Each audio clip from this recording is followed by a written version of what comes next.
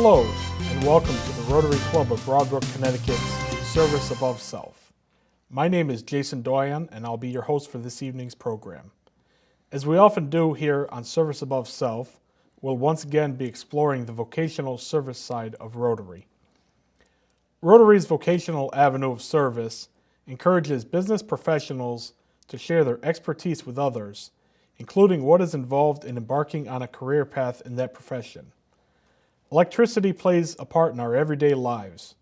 Without it, we would not be able to accomplish many tasks.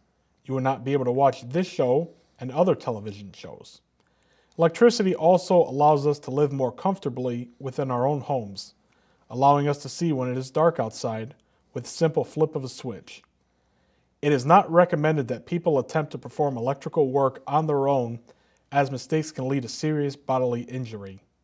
It is very important that if you need electrical work done, you seek the assistance of a trained licensed professional. Our guest today is Steve Palumbo. Steve is an electrician, and he's here to talk to us about what he does. Good evening, Steve. Hello, how are you? I'm doing well, thank you. How are you? Good. And so, how long have you been an electrician? Personally, I've been in the business for 38 years, in the trade for 38 years. And how much of that time have you spent owning your own business as an electrical contractor? It is a family business, and this year it'll be turning 54 years old. My father had started it, and I went to work for him right out of high school, and I now have my sons working in it. I have 3 sons, and they're working in it now. Oh, it's great to hear. Congratulations. Thank you.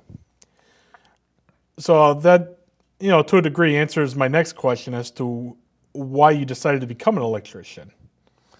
I always was hands-on and not good at, the college stuff. I tried the college cards and that wasn't for me, and I like to work with my hands and do that. And plus it was a family business, and I knew someday I'd have some kids, and hopefully they were boys, and it ended up being that way. So it's good to carry on the family business. There's not a lot of companies out there that are 54 years old family businesses.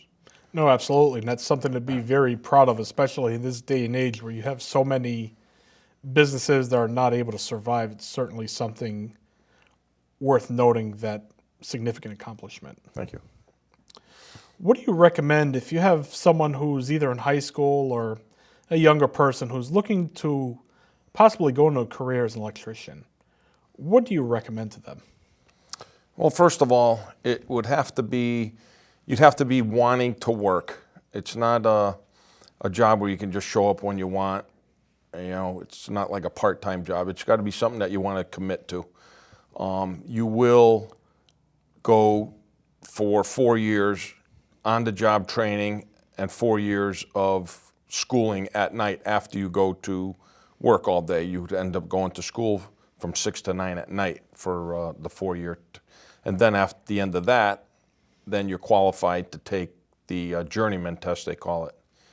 And if you pass that, then 2 years later, you can take the master's license, which is the E1 license for the state of Connecticut. So now, what does a journeyman's license entail, or what are the requirements for a journeyman's certification, if you will?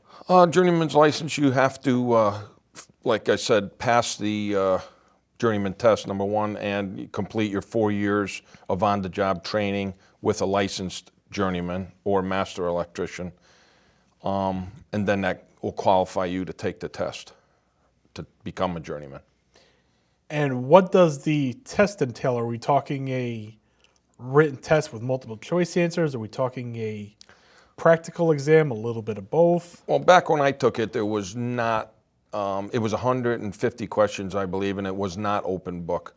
Now it's an open book test where you can just search for the answers and, answer the test questions with it. I don't know right now how many test questions there are, but I do know that it's an open book test. And so once you've gone through and you've obtained your licensing, you've obtained your journeyman, you've taken the master electrician licensing, where do you go from there?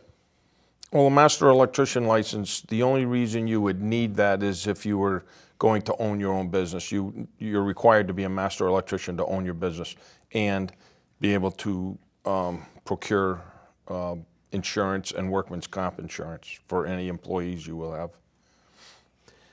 And so, speaking of insurance, are there specific types of insurance that are unique to electricians or working with electricity in particular? Well, the rates are higher because it's a hazardous job. It certainly is not like steel workers or any of them, but it is a higher rate than normal jobs. And vehicle insurance and workman's comp insurance, it's high, the rates. And dealing in electricity, obviously, as you indicated, it's a very, can be a very hazardous occupation. Obviously, there are a lot of dangers involved with it. How do you stay on, and obviously you're out in jobs all day, how do you stay on top of either building code changes or different changes in how town and states want things wired, for example? How do you stay on top of all of that? Well, there is a national electrical code, which is followed by all the towns and municipalities, and then the inspectors in those certain towns may tweak it to their likings. They call it the authority having jurisdiction has the final word on what it is. Even if you can prove in the code that it's not required, he may require it. So that's what you would be required to do. So with that being the case, obviously it requires you to have a pretty good working relationship with the inspectors in the various towns that you work with. Absolutely. Because while there's a minimum baseline across the board, every town may have their own specific requirements. Correct. And the more you work in a town, like I said, we've been in business 54 years coming this year. The more you work in towns, the more they know what you do and how you operate. So they know they're not going to have any troubles with people trying to cut corners if you're a quality contractor. Now, is there any type of continuing education required in connection with your license?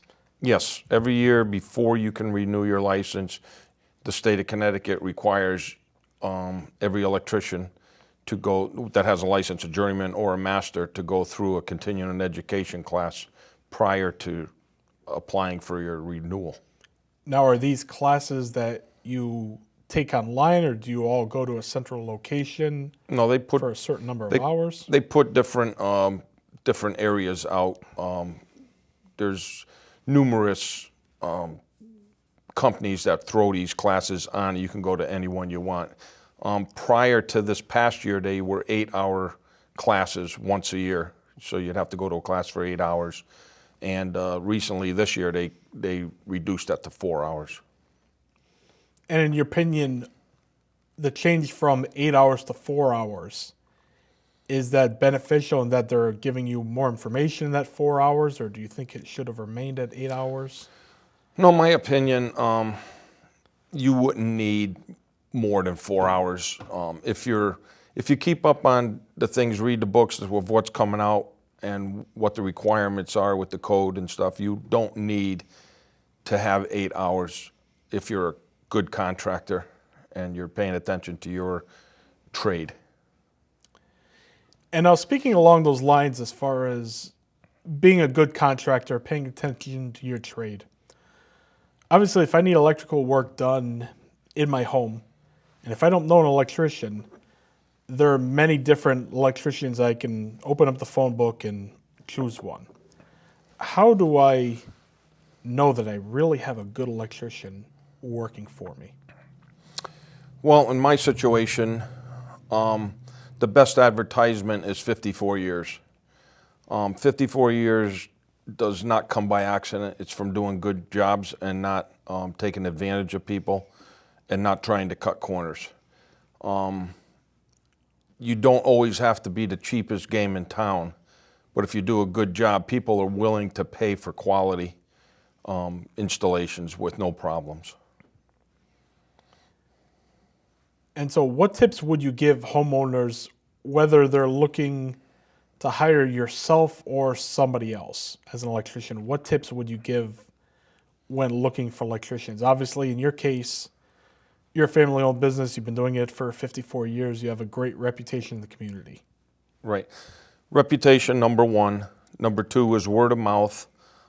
We do not do any advertising. The only thing we do is in our own town to give back to the town in brochures or whatever that someone else is printing, and we pitch into that. But mainly word of mouth is how our business has grown. And so what are some of the things that you do within your town to give back to the community? You mentioned that you pitch into brochures at times. Do you sponsor Little League teams? Well, those types of things? Yeah, how do you give back to your community? We volunteered and installed all the sports lighting at no cost for our town. We volunteer for the school trade days that they have to tell the young kids what this trade involves, to make them interested in all that. We volunteer for that, those kind of events. And now, are you able to help out at, say, a technical school, for example? Do you go in and are you able to offer your skills either within the trade school or provide opportunities for students to perhaps shadow you for a day to see what the day-to-day trade is all about?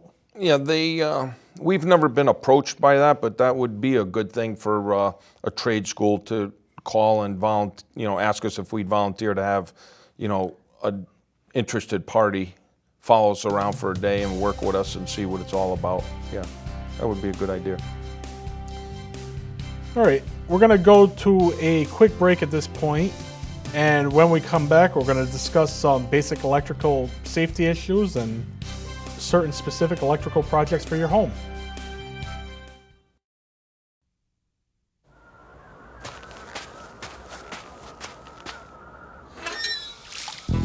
When you start with Rotary, good things happen. Rotary is ordinary people working together to clean the environment, stop disease, and accomplish other extraordinary things.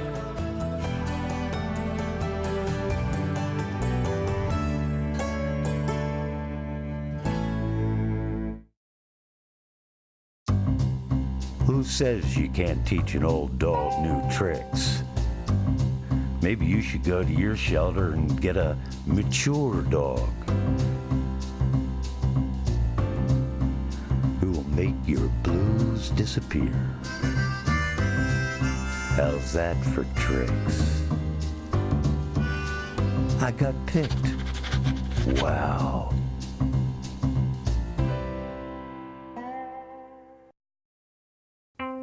Severe weather can destroy a home in seconds. Have a kit so you're ready for any emergency. Develop a plan for what you and your family will do before disaster strikes, and stay informed during severe weather any way you can. It can be the difference between losing your possessions and losing your life. Visit weather.com/ready for more information.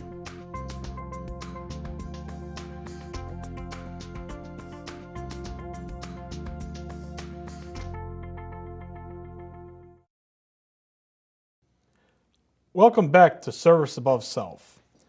I'm here today with Steve Palumbo, who's talking about careers as an electrician with us. Welcome back, Steve. Thank you. One of the questions that we frequently get from our viewers are, what are some basic tips that you can provide us? In this case, what are some basic electrical or electrical safety tips that you can provide our viewers?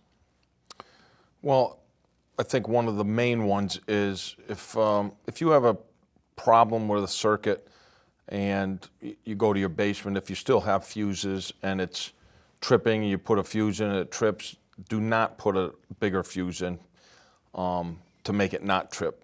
The problem with that is the wire is only rated for so many amps, and if you overload the circuit and put a bigger fuse in, the fuse may not blow as a problem anymore, but the wire will get very hot and possibly cause a fire.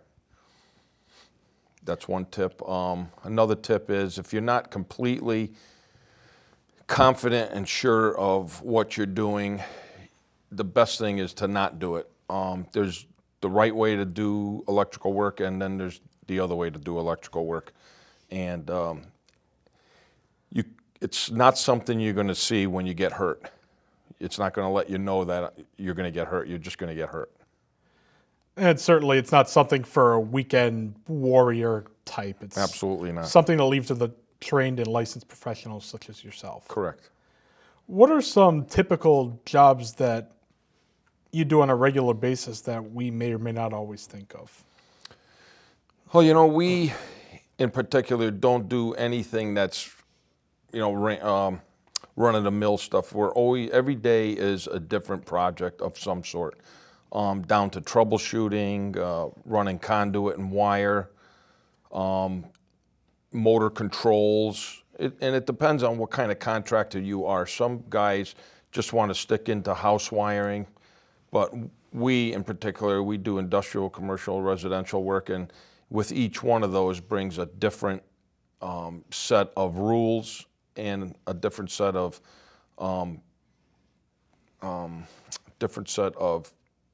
Challenges, perhaps? challenges and expertise is the word I was looking for doing those kinds of work. And so what other kinds of jobs do you do other than simply running wires from point A to point B? A lot of times people, when they think electrician, they think, I want to switch on this particular wall. Electrician's going to come in, run wire from the switch to the main box, and that's it. But obviously there's much more that goes into being an electrician than that. What are some of the other things that you do? Well, in electricity, it's not just running a wire from the box to a switch. You know, there's joints and combinations of joints that are required to be made to make the circuit work, especially in light switching in multiple locations.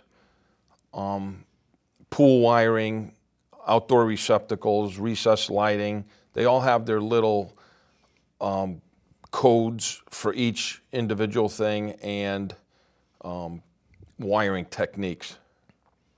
Okay. And would you see those types of techniques, for example, wiring security systems, audio systems throughout the house, or one of the newer trends of smart houses where it all can be controlled from a single location?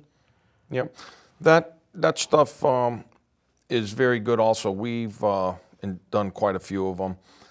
It's and it does work down into being energy efficient too, because when you have a computer controlling your house on the heat and the lighting, setting back the heat instead of a programmable thermostat, it could work on just when you show up to the house.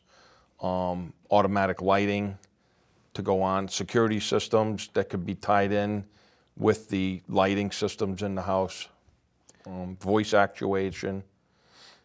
And so we hear a lot of talk about smart houses. What are they? You've talked a little bit about what they can do and why they're beneficial, but really, what are some of the advantages to a smart house? Some of the advantages are, in my particular home, I can, when I arm my alarm system at night, any light that is left on automatically shuts off. If I come home and I drive up to the garage, it turns on what I told it to turn on if it saw motion. If there's an alarm, it will dial my cell phone and tell me that there was a problem there. I also have it tied into my cameras, my security cameras. If they see motion at night, they'll alert me, and that I can look on my smartphone to see what is going on there, even if I'm not at home. That's amazing, some of the technology and things that you can obviously keep track of when you're not home. Correct, yep. Have you seen, we've had some recent storms in the area over the last few years, a couple hurricanes, a couple very large snowstorms that knocked out power to greater areas. Have you seen a large increase in people wanting generators for their homes? Absolutely, homes and businesses, and portable units and home standby automatic start units. And so what are the difference between those two types of units that you just named? Well, obviously the portable unit is a self-start, either electric or recoil start like you would your lawnmower. And the home standby units are electric start, automatic. So when the power goes out, it will automatically start and transfer the power through a transfer switch and eliminate the dangers of backfeeding to the power company. And so this is something that I'm assuming is hardwired directly into your home at this point? Correct. The home standby units are hardwired in, while the portable generators are cord connected generally. So in other words, when you say cord connected, you mean essentially an extension cord from Yes. point A to point B? Basically an extension cord from outside where you would run your generator to your incoming panel. It would have to be into a transfer switch, manual transfer switch at that point, compared to an automatic transfer switch. Now, obviously, having been in business for a long time, you've seen all different types of properties, particularly on the residential side. We live in a very diverse area where you have houses that may have been built a year or two ago next to houses that were built 250 years ago. What are some of the challenges that you face when working, particularly in some of the older homes? Well, with the older homes, back when those homes were built 40, 50 years ago, we didn't have all the amenities and things that we have nowadays: microwaves, electric coffee pots, curling irons, and blow dryers, and electric space heaters. We didn't have all of that. So the challenges with that are, in an older home, people get all these amenities and they don't upgrade the wiring. So, you put a coffee pot and a microwave on your counter and you plug them all into the same circuit that the refrigerator's on and part of the living room and everything, and it trips the breaker, which goes back to the original comment about if the breaker trips or the fuse blows, don't just go down and put a bigger one in, because there is a problem. And so what types of work do you frequently have to do in some of these older homes in order to get the wiring more compatible with today's lifestyle? What we generally have to do is go down generally in the basement, and if there are junction boxes in the basement where whoever wired the house originally tapped off of, we go in there and we untap them and run separate circuits for, to split the circuits up, we call it. And then we also run separate circuits to the kitchen for, like a separate refrigerator, separate microwave, separate circuit for the bathrooms for blow dryers and curling irons and that kind of stuff. So in other words, each unit has their own dedicated circuit, correct. Circuit, if you will. Yes. And it grants them more power to be able to run some of the things that we deal with in daily living that we didn't necessarily correct. see 50 years and ago. That being said, in the smaller homes, most of them have a very small service, so that usually entails upgrading the service to either a 100 amp or a 200 amp service with more capacity to service all these new And so items. that's the difference between a 100 amp and a 200 amp is the capacity to be able to run certain items that require electricity? Yeah, more load, Okay. higher load items. Do you get calls from homeowners frequently who thought for whatever reason they were going to decide to start the project on their own, and they decided at a certain point they're in too deep, and so they called you to basically come bail them out? We have had our share of those, but I would say probably 70% of the people out there know that electricity is not their bag. It's the other 30% that thinks it is their bag that we end up getting a call, or my, famous one is, my husband did this, but the lights don't turn on from here like they're supposed to, and we go straighten his wiring method out. And obviously the reason some people do that is to try to save a dollar, especially in these economic times. Money can be a little tight. Yep. But, that being said, in my opinion, the place to save a dollar is painting or putting some carpet in by yourself and stuff. It's not intended to save a dollar with electrical work for the results that could come out of it. Right. Now, what are some energy efficiency or energy tips that you can provide to people to help lower their electric bills? Well, first of all, if you have electric heat, you should do everything in your power to eliminate it and get either geothermal or oil heat. And everybody nowadays has done the screw-in fluorescent bulbs, but they've even taken it one more step now with the LED lighting, which even reduces it farther. I've noticed in my house, I've replaced all the LED lighting, and there's a substantial difference in energy consumption. And my house is all solar powered. I only use $15 a month as my electric bill and that's for the privilege to have the meter on the side of the house, in case I need their power. But for the most part, 9 out of 12 months of the year, my bill is $15 for solar. That's incredible. Yeah, with roughly about a 15-year payback on that. That's absolutely incredible to think that you're able to save that much money and be that energy efficient. Yeah, there's no better feeling than when you open up your electric bill and it says $16. I can imagine. Well, Steve, thank you very, very much for coming out to the show this evening. It was a pleasure having you on. Thank you for having me. And for those of you out there, we encourage you to go out into the community, find a worthy cause that is near and dear to you, and lend a helping hand in any way that you can.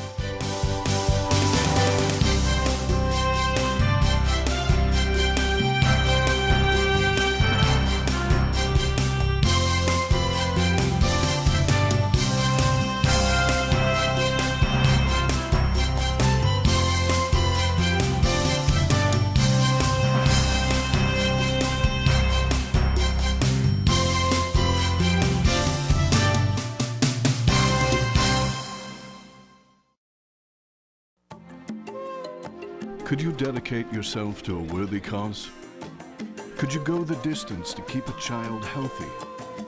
Could you travel across the globe to help eliminate polio?